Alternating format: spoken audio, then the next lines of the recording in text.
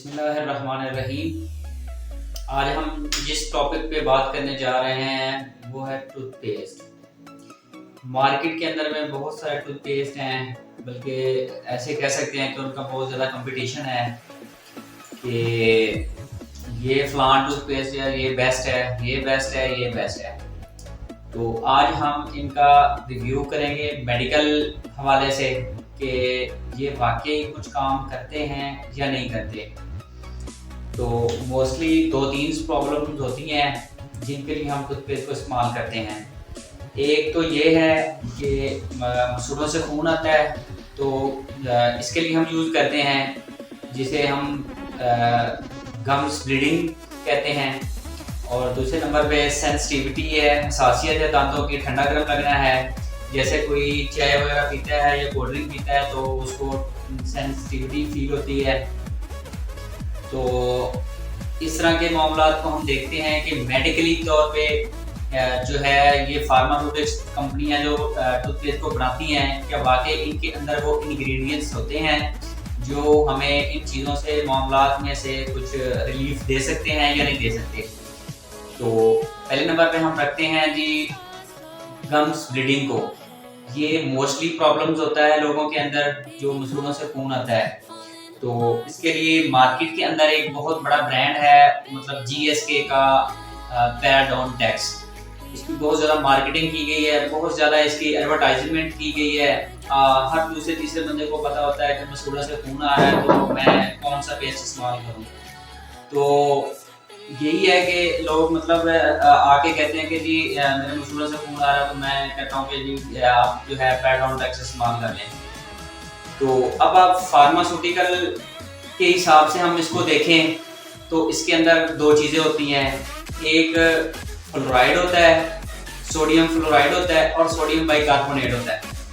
Sodium fluoride क्या करता है, वो एक जो है ऐसी चीज़ होती है कि आपके दांतों की जो इनेमल होती है उसको थोड़ा सा स्ट्रॉन्ग कर देती है, तो उससे दांत जो है थोड़ा सा वो बेहतर फील होने लग जाते हैं।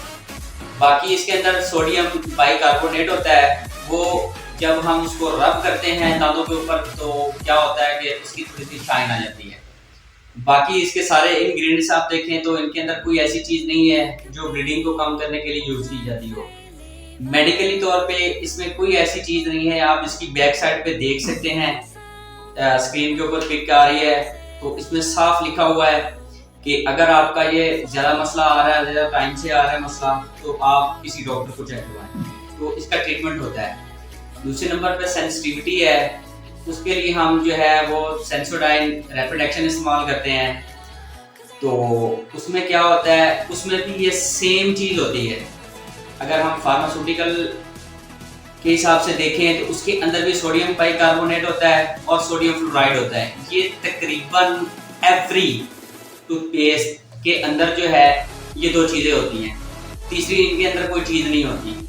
हाँ, जनरली प्रिवेंशन के लिए हम इनको इस्तेमाल कर सकते हैं कि जब मसला बन जाता है तब हमें एक अच्छे डॉक्टर को, डेंटिस्ट को दिखाना पड़ता है, तो वो हम उनको दिखाते हैं। बाकी पेस्ट के अंदर आप देख सकते हैं उन्होंने वाज़ेह तौर पे लिखा हुआ है, ये मेंशन किया हुआ है कि आपके दांतों का अगर कोई मसला है तो आपको डॉक्टर के पास जाना पड़ेगा। तो हम बात कर रहे थे पेस्ट की कि हम इनको रेगुलर कैसे यूज़ कर सकते हैं।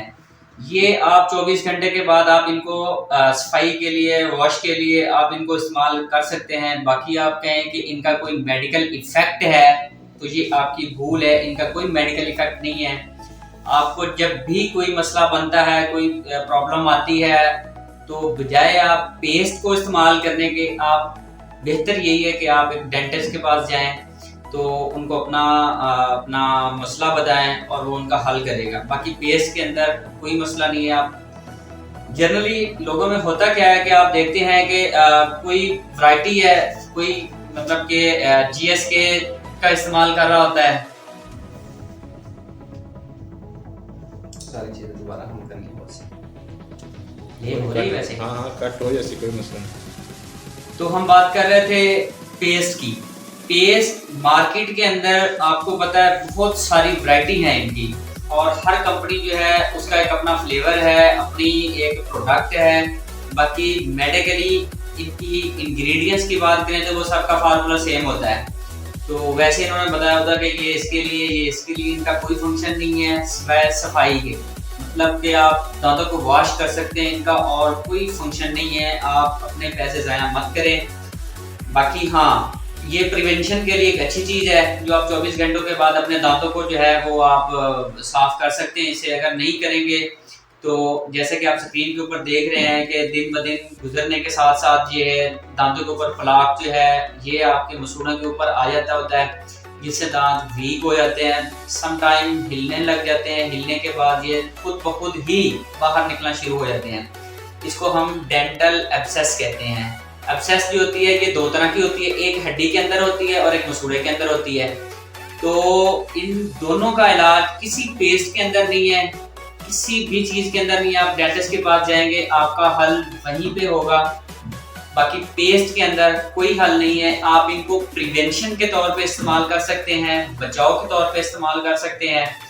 तो इसके अलावा और मेरे ख्याल में इनका कोई नहीं है। आप खुद ये स्क्रीन के ऊपर आ रहा है टूथपेस्ट, ऊपर वाजे एक साइड पे उन्होंने लिखा हुआ है कि ये ब्लीडिंग गम्स के प्रॉब्लम को कम करती है, डिक्रीज करती है। बाकी आप इसकी दूसरी साइड पे जाएंगे तो वहां पे इन्होंने छोटा करके लिखा हुआ है कि अगर आपको ये कुछ अरसे से मसला आ रहा है तो इसका ये हल नहीं है, आप जो है अपने डेंटिस्ट के पास जाके इसका ट्रीटमेंट करवाएं। ये वाज़े तौर पर ये उन्होंने इंग्लिश के अंदर लिखा हुआ है, ये आप देख सकते हैं, ठीक है। बाकी पेस्ट कोई भी हो आप यूज करें, आप प्रिवेंशन के लिए, बचाव के लिए आप वो यूज कर सकते हैं, बाकी इसका ट्रीटमेंट नहीं है। तो ब्रश को करना कैसे है ये हम आपको अगली वीडियो के अंदर बताएंगे, क्योंकि ब्रश करने का एक प्रॉपर तरीका होता है, एक टाइम होता है। लोग बस जब उठते हैं धड़ाधड़ पेस्ट करना शुरू कर देते हैं, मतलब दिन, सुबह, दोपहर, शाम पेस्ट करते हैं। ये तरीका गलत है। हमारी नेक्स्ट वीडियो के अंदर हम दिखाएंगे आपको कि हम सही तरीके से अपने दांतों की सफाई कैसे कर सकते हैं, ब्रश कैसे कर सकते हैं।